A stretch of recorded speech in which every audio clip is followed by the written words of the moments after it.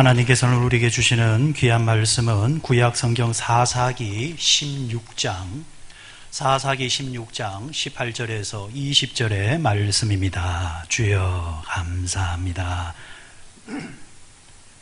사사기 16장 18절에서 20절 말씀 봉독해 드릴 때에 하나님의 말씀을 경청하십시오. 들일라가 삼손이 진심을 다 알려주므로 사람을 보내어 블레셋 사람들의 방백들을 불러 이르되 삼손이 내게 진심을 알려주었으니 이제 한 번만 올라오라 하니 블레셋 방백들이 손에 은을 가지고 그 여인에게로 올라오니라. 들일라가 삼손에게 자기 무릎을 베고 자게 하고 사람을 불러 그의 머리털 7가닥을 밀고 괴롭게 하여 본즉 그의 힘이 없어졌더라. 들일라가 이르되 삼손이여 블레셋 사람이 당신에게 들이닥쳤느니라 하니 삼손이 잠을 깨며 이르기를 내가 전과 같이 나가서 몸을 떨치리라 하였으나 여호와께서 이미 자기를 떠나신 줄을 깨닫지 못하였더라.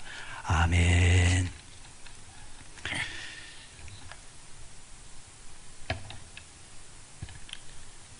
사랑하는 성도 여러분, 이제 전국적으로 사회적 거리 2단계가 실시됨으로 통해서 교회들 또한 또 지역사회에 이제 방역에 도움을 주고 또 불안한 이제 시민들에게 불안감을 해소시켜 주기도 하고 또 성도들의 건강을 또 돕기 위해서 부독불 이제 이번 주와 다음 주 2주간을 영상 예배로 온라인 실시간 예배로 드리게 되어졌습니다. 특별히 이제 부탁드리기는 자신이 있는 그곳이 하나님이 임재하시는 성전이라 또 생각을 하시고 다니엘이 창문을 열고 성전을 향해서 기도했던 것처럼 예배드렸던 것처럼 이 시간 그런 마음으로 성전을 향하는 마음을 가지고 그곳에서 예배를 드리고 있다고 한다면 또 하나님께서 또 이 날을 통해서 이 시간을 통해서 남다른 또 축복과 은혜를 주실 줄 믿습니다.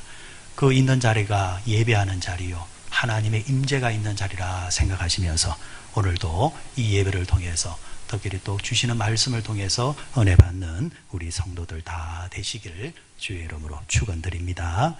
제스 슈웨이드라는 사람이 있었습니다. 제스 슈웨이드라는 이분은 세계적인 이제 명품 가방이죠. 샘소나이트라는 가방의 창업자입니다. 그의 아버지는 동유럽에서 미국으로 건너간 이민자였다고 합니다. 그런데 이 아버지가 제스의 아버지가 아주 독실한 기독교인이었다고 합니다. 그래서 자녀들 모두에게 성경에서 그 이름을 따와서 자식들에게 이름을 붙여줍니다. 제스 슈웨이드라 할 때 이 제스도 다윗의 아버지였던 이세라는 사람의 영어식 이름입니다. 어릴 때였습니다. 아버지가 제스에게 채소 가게를 운영하다가 아버지가 네가 한번 장사를 한번 해봐라 하면서 채소 가게를 맡겼다고 합니다. 제스는 어린 나이였지만은 기도하면서 가게를 열심히 이제 운영을 해가는데 어느 날 보니까 어느 손님이 채소 가게에서 자신의 가게에서 채소를 이제 사가지고 가는데 가방에 채소를 담았는데 가방이 자꾸 터지는 겁니다. 터져서 가방에 이 바닥에 물건이 채소가 뒹구는 겁니다. 그런데 이게 하루만 있는 것이 아니라 여러 날 이런 일들이 이제 자주 보입니다. 이 모습을 보면서 그는 하나님께 이렇게 기도를 합니다. 하나님, 사람들이 물건을 담아갈 때, 채소를 담아갈 때에 좀 찢어지지 않는 가방이 만들어지면 참 좋겠습니다. 하나님, 제가 한번 해보겠습니다. 무엇을 담더라도 찢어지지 않는 튼튼한 가방을 제가 한번 만들어 보겠습니다. 하나님, 제게 지혜와 능력을 주십시오. 이렇게 기도하면서 찢어지지 않는, 터지지 않는 그런 가방을 만들기로 마음을 먹고 그때부터 이제 연구에 들어갔다고 합니다. 바로 이렇게 만들어진 가방이 그 유명한 샘소나이트입니다. 이 샘소나이트 가방을 만들 때 당시 광고 그림이 하나 나와 있는데 광고 그림을 보면은 이 광고 그림을 통해서 샘소나이트가 드디어 유명한 가방의 대열로 올라오게 되었다고 합니다. 그림을 보시면은 약 200kg가 좋게 넘어 보이는 사람이 작은 가방 뚜껑 위에 올라가 있습니다. 그런데 이렇게 무거운 사람이 밟고 올라가도 이 가방은 무너지지 않습니다. 바로 이 가방이 샘소나이트입니다. 이때로부터 샘소나이트는 유명세를 타기 시작했고 유명 브랜드로 올라오게 된 겁니다. 자, 그러면은 이 제스라는 사람이 샘소나이트라는 이 이름을 어디서 가져왔을까? 제스는 성경을 보았습니다. 그 아버지가 성경을 보면서 그 자식들의 이름을 지어준 것처럼 그도 기도하면서 성경을 보면서 하나님, 성경에서 가장 힘이 센 사람, 가장 파워가 센 사람의 이름을 따고 싶습니다 하면서 찾아낸 이름이 바로 삼손이죠. 바로 이 삼손에서 샘소나이트가 생겨나게 된 것입니다. 그는 성경에서 가장 힘이 센 사람 삼손으로 본 겁니다. 오늘 이 샘소나이트의 어원인 삼손이라는 이름을 가지고 우리는 말씀을 나누려고 합니다. 성경에서 가장 큰 능력이 있는 사람, 힘이 센 사람, 파워가 있는 사람, 튼튼한 사람, 바로 그 대명사가 삼손인데, 특별히 이 시간 예배 드리면서 하나님의 말씀을 듣는 이 시간, 우리 성도 여러분에게 하나님의 은혜가 크게 임하셔서 삼손에게 주셨던 건강하고 강한 힘이 여러분 모두에게 임하시기를 축원드립니다. 사람은 어느 누구나 실패를 원하지 않습니다. 실패하고자 하는 사람은 아무도 없을 것입니다. 그러나 실패를 경험하지 않는 사람도 없다라는 거죠. 그래서 실패는 우리 인생에 있어서 가장 보편적인 경험이라 할 수 있겠습니다. 성공한 사람이라는 것은 실패를 안 한 사람이 아니라 성공한 사람은 실패를 하면서 실패를 극복할 줄 아는 사람이라는 이야기입니다.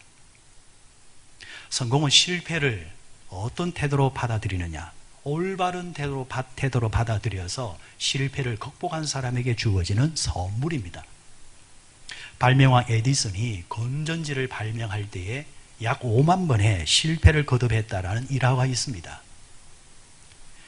이렇게 계속해서 실패를 거듭할 때에 어느 날 에디슨에게 친구가 와서 이렇게 묻습니다. 여보게, 짜증나지 않는가? 그렇게 계속해서 실패를 하면서도 왜 포기를 하지 않는가? 이제 그만하게. 이렇게 이야기를 하자 에디슨이 친구에게 이렇게 대답을 합니다. 짜증이라니. 나는 지금까지 이렇게 하면 성공할 수 없다라는 그 많은 방법을 찾아내었다네. 이렇게 하면 성공할 수 없다, 이렇게 하면 실패하게 된다라는 것도 찾아낸 발명이라는 이야기입니다. 성경에 나오는 믿음의 성공을 이룬 사람들, 믿음의 성공을 이룬 사람들의 대부분의 흔적을 찾아보면 모두 다 실패를 했던 사람들입니다. 단 실패를 딛고 일어난 사람입니다. 실패를 안 한 사람이 아니라 실패를 어떻게 받아들이고 실패를 통해서 어떤 교훈을 받아서 어떻게 반전을 이루느냐가 믿음의 성공을 이룬 사람으로 나가게 되더라는 겁니다. 또 반대로 실패로 끝내버린 사람들도 나옵니다.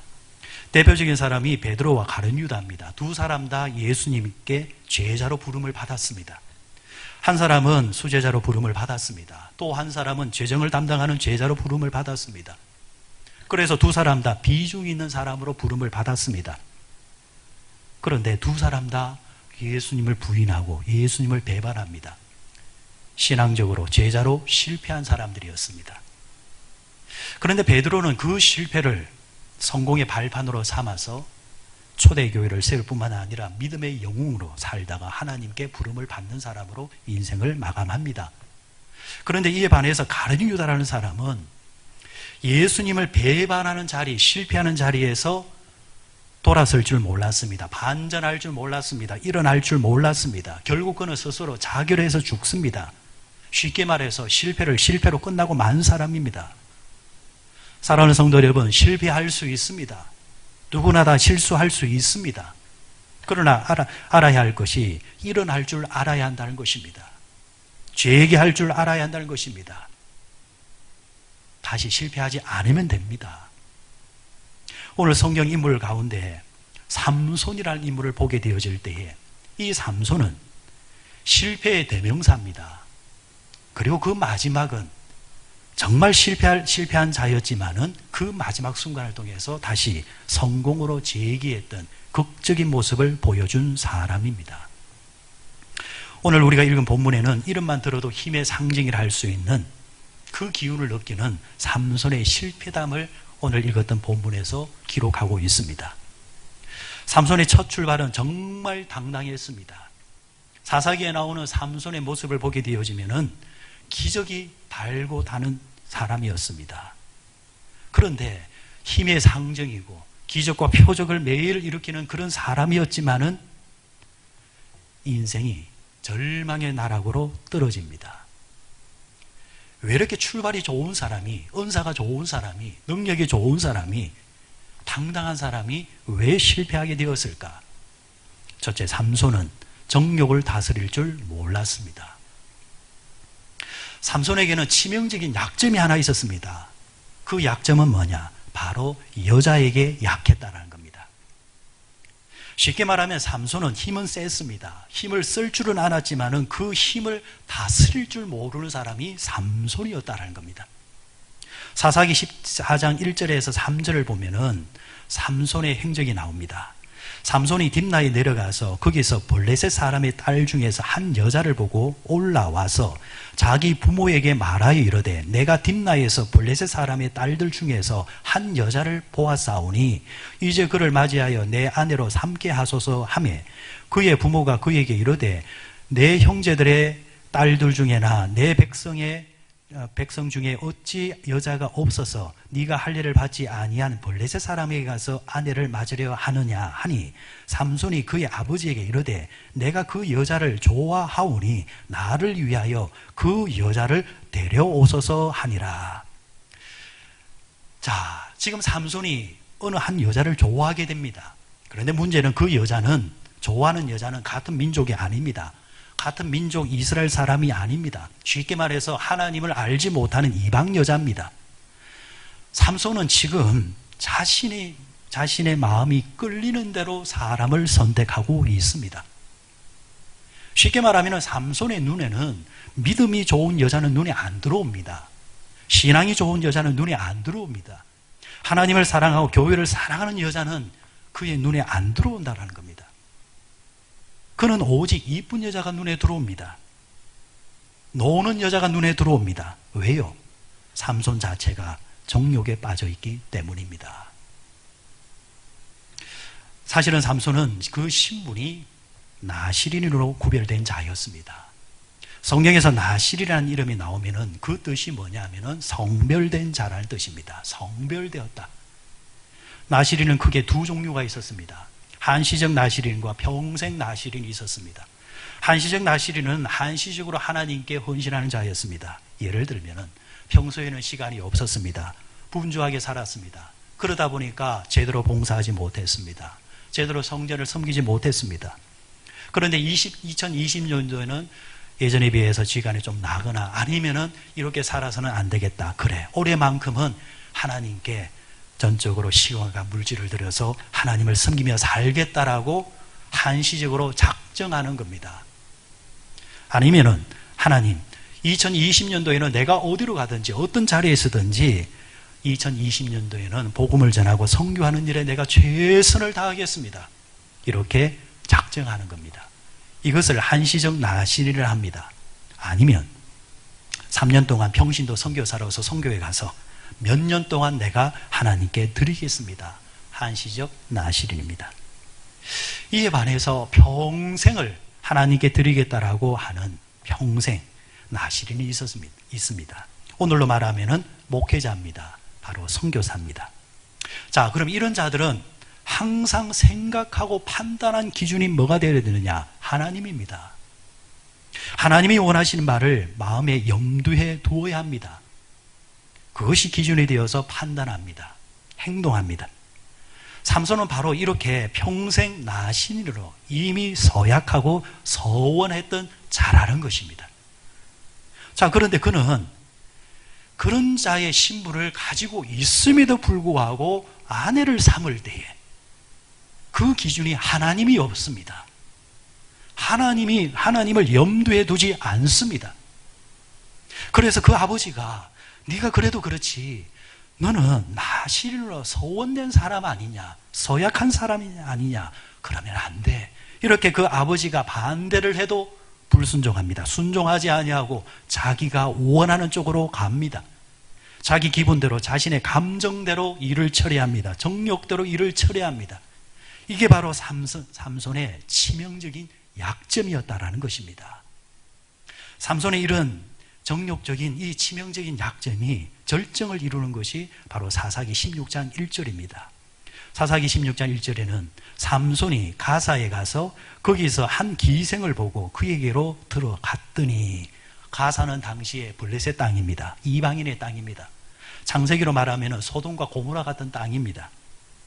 지금 삼손이 나실인입니다. 그런데 이 나실인이 이방 땅에 가서 이방 땅의 기생집에 들어갔다라는 겁니다. 이 16장 1절을 원문 성경과 영어 성경을 보면은 삼손이 한 기생에게로 들어가서 그곳에서 잤다라고 표현이 되어져 있습니다. 삼손은 이방 여인이지만 이미 결혼한 사람입니다. 그런데 아내 아닌 다른 여자와 지금 잠을 잤습니다. 그런데 더 문제는 성경 문맥을 가만히 보면은 삼손이 결코 주저하는 흔적이 전혀 없다라는 겁니다. 지금 삼손 자신이 기생집에 들어가면서도 내가 지금 이렇게 하는 것이 행동이 바른지 안 바른지 믿는 사람으로서 진지한 고민이 전혀 없다라는 겁니다. 뭘 말합니까? 지금 삼손의 이런 생활이, 행동이 이미 익숙해 있다라는 겁니다. 이게 한 번이 아니었다라는 겁니다. 수시로 이곳에 와서 자신의 정욕대로 살았다는 겁니다. 고민 없이 감정적인 육체적인 욕구에 치우쳐 살았다라는 이야기입니다. 인터넷에 삼손이라는 이름을 쳐보았습니다. 삼손이 맨손으로 사자를 때려잡는, 그래서 그 입을 찢고 있는 그림이 눈에 들어왔습니다.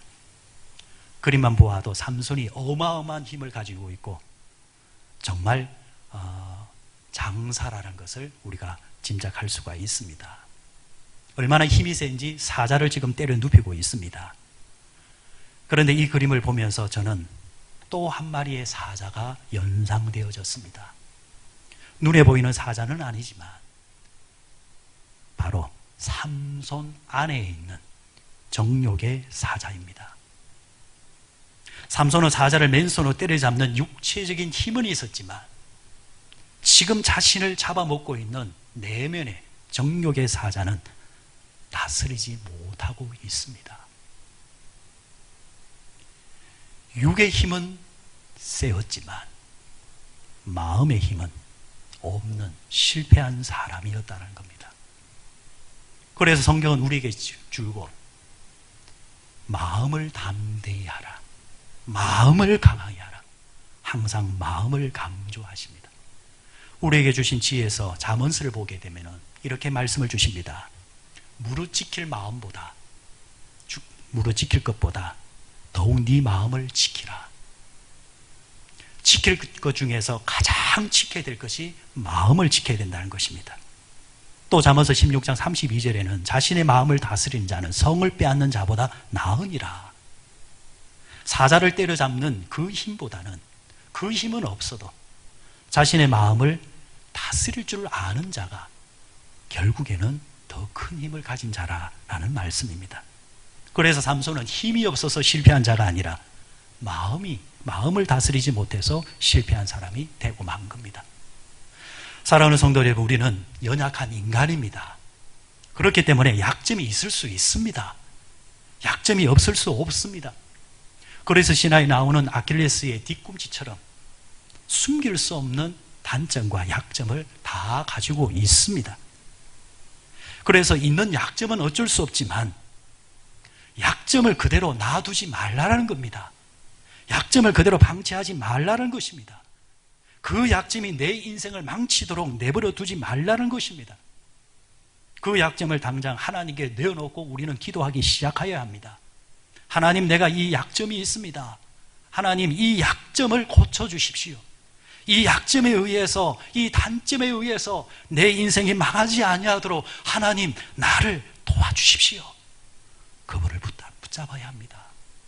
그럴 때에 하나님께서 내 마음을 다스리기 시작할 때에 하나님께 다스림을 받는 그 마음은 어떤 단점도 이길 수 있는 능력으로 나아가게 됩니다. 두 번째는 삼손은 신앙의 내용이 없었습니다. 형식은 있는데 내용이 없다는 겁니다. 당시 나시린이 되어지면 반드시 손을 들고 서약하는 것이 세 가지가 있습니다. 하나는 포도주와 독주를 평생 동안 마시지 않겠습니다. 예를 들면 한시적 나시린은 내가 서원한 기간 동안은 절대로 내 입에 포도주와 독주를 마시지 않겠습니다. 서원합니다. 평생 나시린은 하나님이 부르신 그날까지 그 입에 포도주와 독주를 마시지 않겠다라고 서약을 합니다. 두 번째는 부정한 것을 먹지 않습니다. 하나님, 내가 나시린으로 사는 동안 부정한 것, 하나님이 먹지 말라는 것은 내가 절대로 먹지 않겠습니다. 세 번째가 머리에 삭도를 대지 않겠습니다.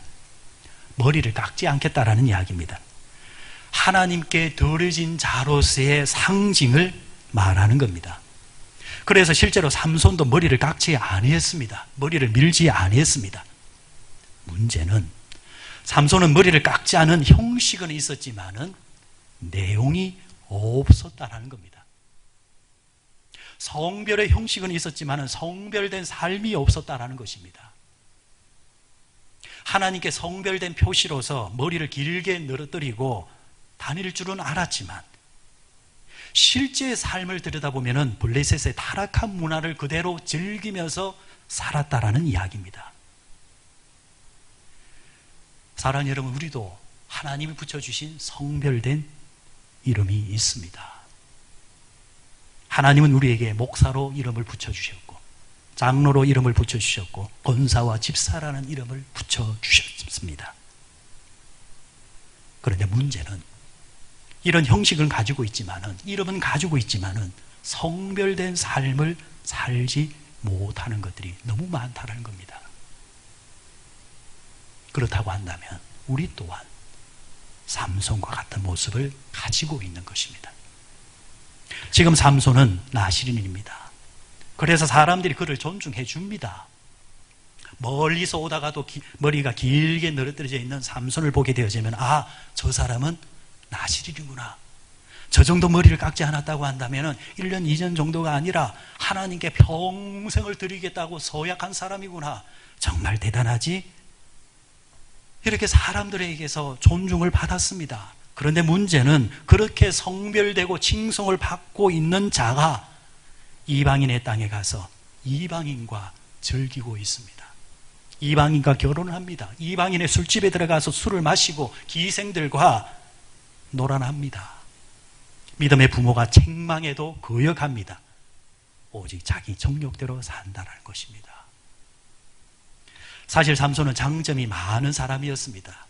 삼손은 힘이 센 장서였습니다. 고대 사회에서 힘이 남다르게 세다는 것은 재산 중에 재산이요, 신분 상승에도 크게 도움이 되었습니다.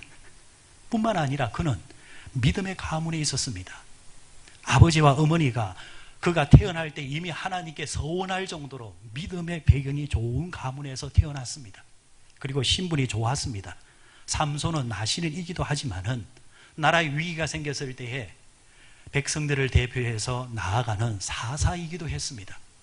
왕정시대가 이루어지기 전의 시대이기 때문에 다시 말해서 사사는 그 당시 최고의 신분입니다. 그렇게 보면은 삼손에게 배경이 얼마나 좋습니까? 환경이 얼마나 좋습니까? 나아가서 심지어 삼손은 머리도 괜찮았습니다.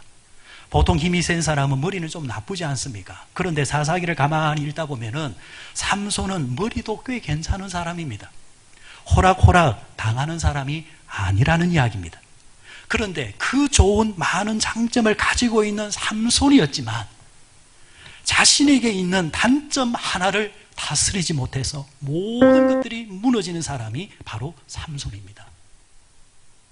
사사기 16장을 가만히 읽어보면요, 블레셋 사람에게 매수당한 드릴라라는 여자 하나가 나옵니다. 이 드릴라가 또 자신의 미모로 정욕적인 삼손을 유혹합니다. 드릴라가 자신의 무릎 위에 삼손을 딱 눕혀놓고 삼손에게 당신의 힘이 어디서 나옵니까? 당신의 힘의 근원이 어디입니까? 라고 물어보지요. 삼손도 자신의 신비로운 힘이 어디서 나오는지 이거 쉽게 말해줘서는 안 된다는 걸 압니다. 정말 못되게 살았어도 그래도 기본은 있는 사람이죠. 그런데 한 번, 두 번을 이제 말장난으로 이제 그것을 넘깁니다. 이래도 저래도 안 되니까 드릴라가 마지막 최후의 수단을 씁니다. 그 최후의 수단은 여자 특유의 무기, 눈물을 사용합니다. 드릴라가 가짜 눈물을 흘리며 삼손에게 말을 합니다. 당신과 나 사이에 이럴 수 있습니까? 당신이 정말 나를 사랑한다면 말해줘야죠. 여러분, 살아가면서 조심하십시오. 너와 나 사이보다도 더 중요한 사이는 하나님과 나 사이입니다. 말의 함정에 빠져서는 안 됩니다. 그러나 이 삼손은 그 단점이 여자를 좋아하는 것이었고 정욕적인 것이었기 때문에 마귀는 그 치명적인 단점을 타고 지금 삼손을 유혹해 들어온 겁니다. 여자의 약한 삼손은 어쩔 수 없이 진실을 말해줍니다. 16장 17절에 보니까 삼손이 진정을 토하여 그에게 이르되 내 머리에는 삭도를 대지 아니하였나니 이는 내가 모태에서 하나님의 나시린이 되었음이라. 만일 내 머리가 밀리우면 내 힘이 내게서 떠나고 나는 약하여져서 다른 사람과 같으리이다. 이 이야기를 들었던 이 드릴라는 소식을 전해서 삼손이 잠든 사이에 그 힘의 원천이라 할 수 있는 그 머리를 밀어버립니다. 그러면 이 머리는 뭡니까? 머리카락은 뭡니까? 단순한 머리가 아닙니다.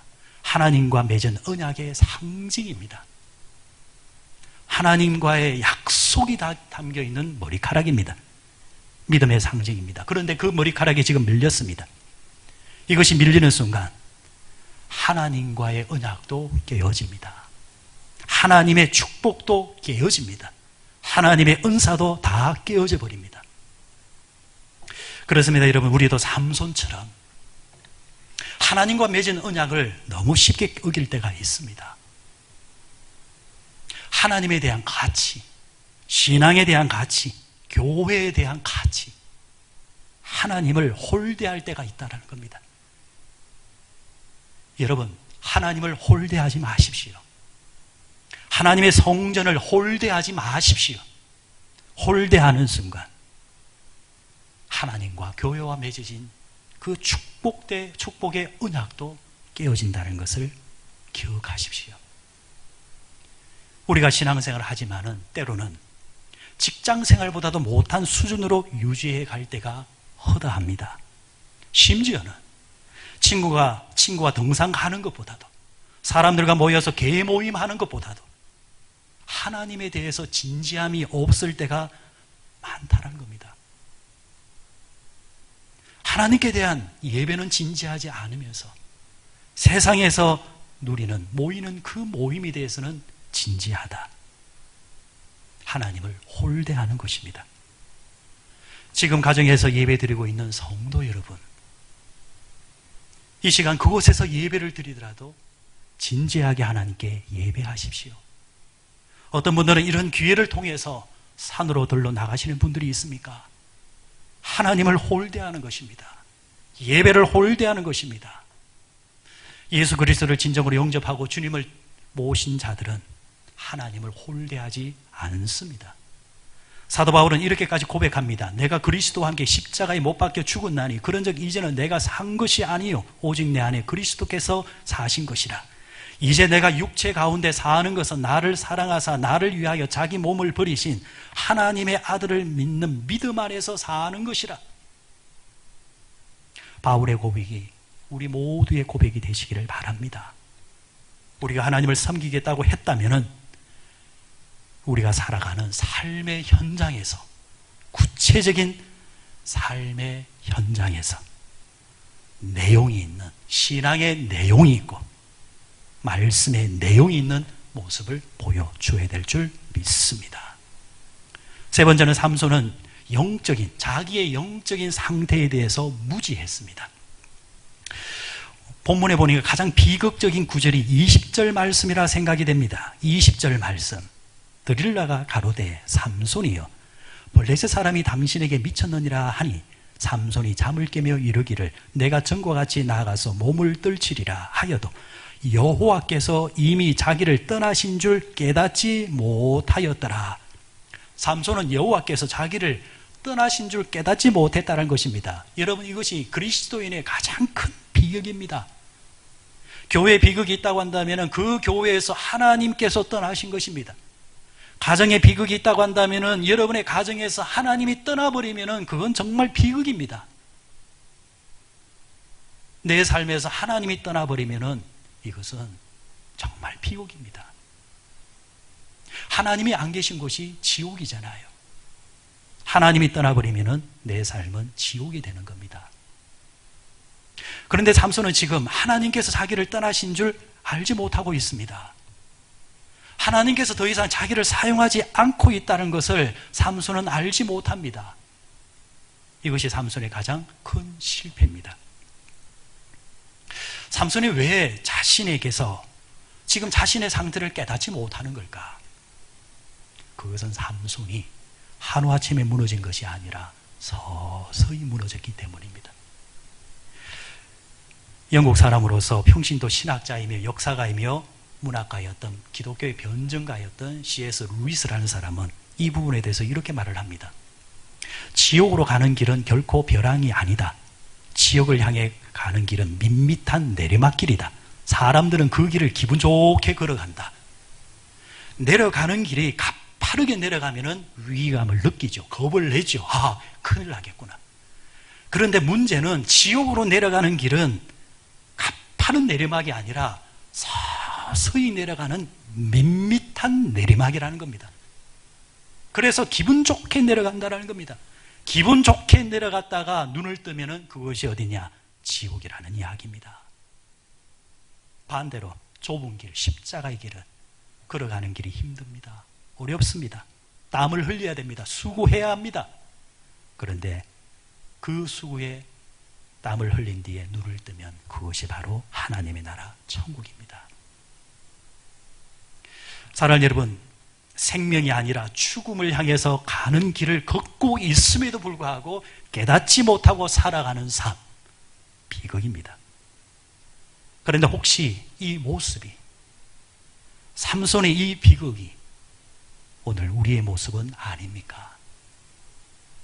우리가 영적 상태를 깨닫지 못하는 것. 왜 깨닫지 못하느냐? 그게 두 가지입니다. 하나는 영혼의 죽음을 모르기 때문입니다. 내가 이미 영혼이 죽어 있다는 것을 내가 모르기 때문입니다. 보십시오. 죽은 시체를 발로 차 보십시오. 죽은 시체에게 음식을 갖다 주어 보십시오. 반응이 없습니다.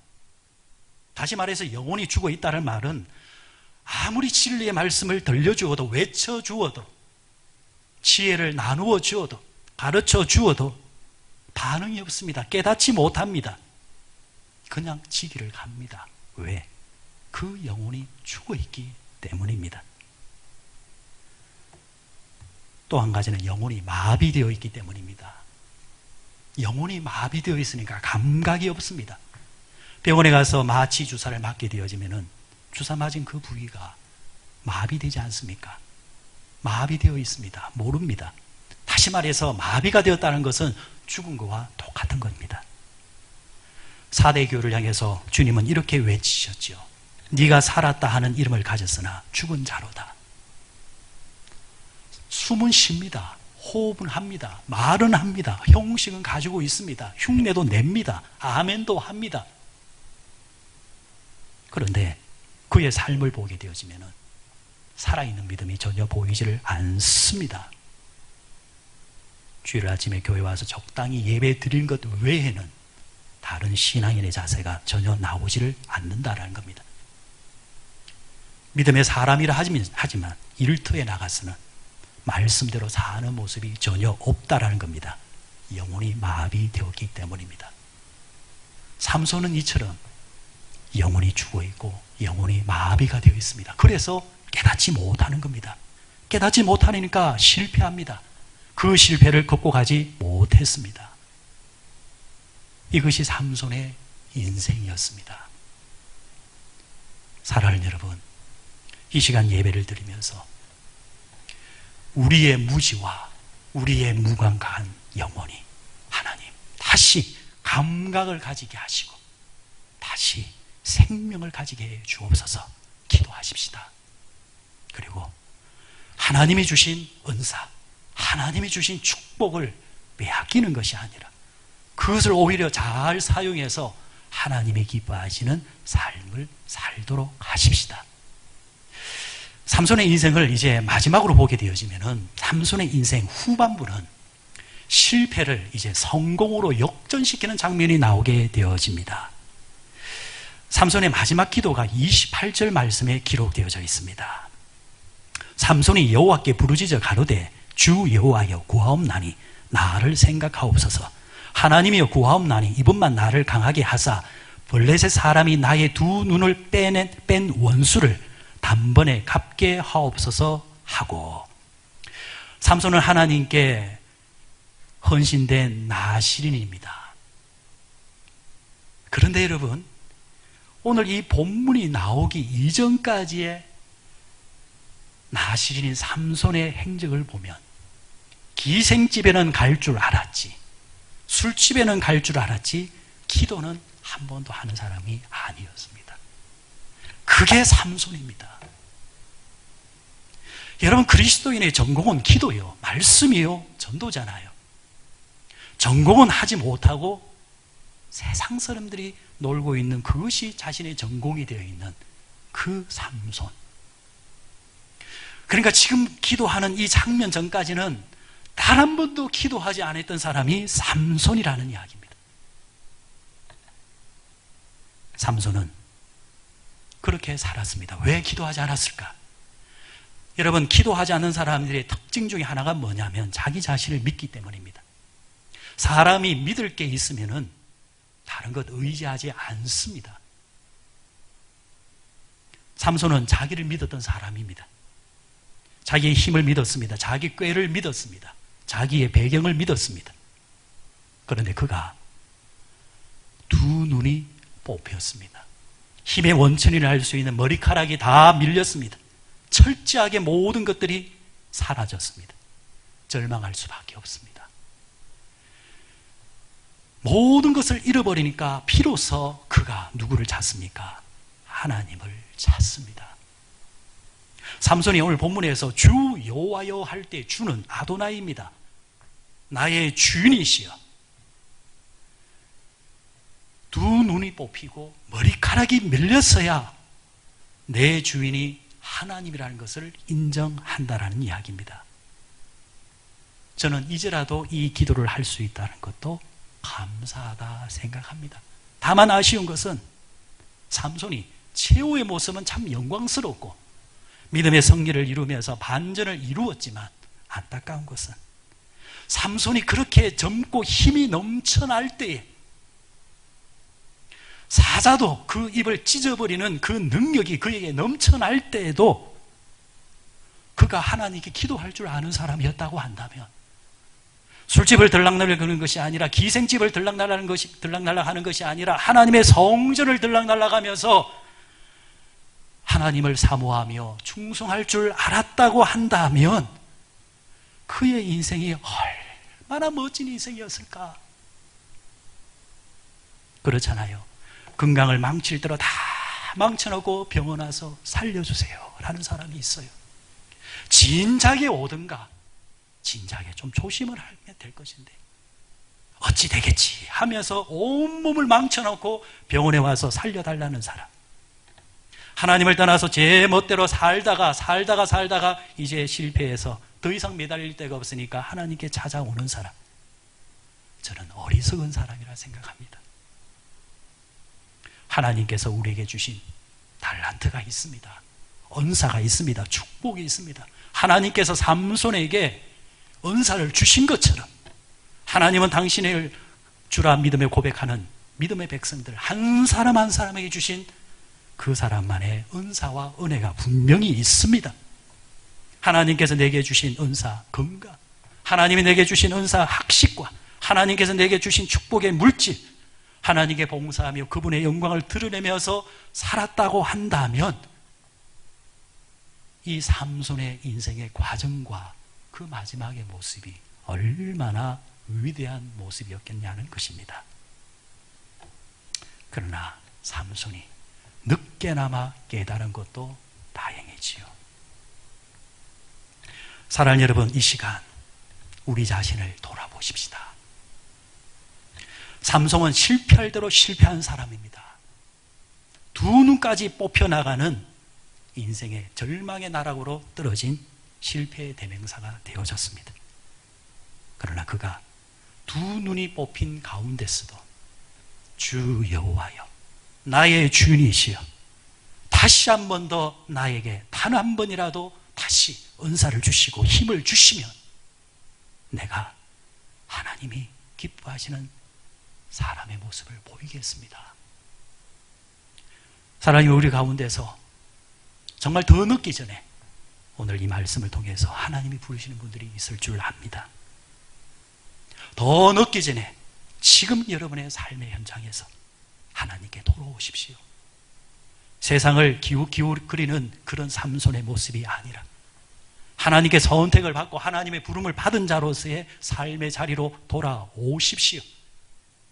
그리고 힘의 원천이신 하나님께 힘을 구하십시오. 은사를 구하십시오. 능력을 구하십시오. 하나님은 여러분을 통해서 일하실 것이고 여러분의 인생을 성공의 인생으로 만들어 가실 것입니다.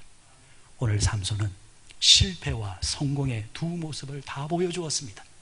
실패한 자들은 어서 돌아오시고 성공하고 있는 자들은 그 성공이 하나님에게 있다는 것을 늘 시인하면서 항상 하나님 나라를 위해서 살아가고자 애쓰는 여러분이 되시기를 바랍니다. 그래서 어려운 시대를 살고 있지만은 오히려 이 어려운 시대 속에서도 힘 주시고 능력 주시고 기적 주시는 하나님이 우리 하나님이신 줄 믿고 그 하나님 안에서 성공의 삶을 살아가시는 여러분들 되시기를 주의 이름으로 축원드립니다.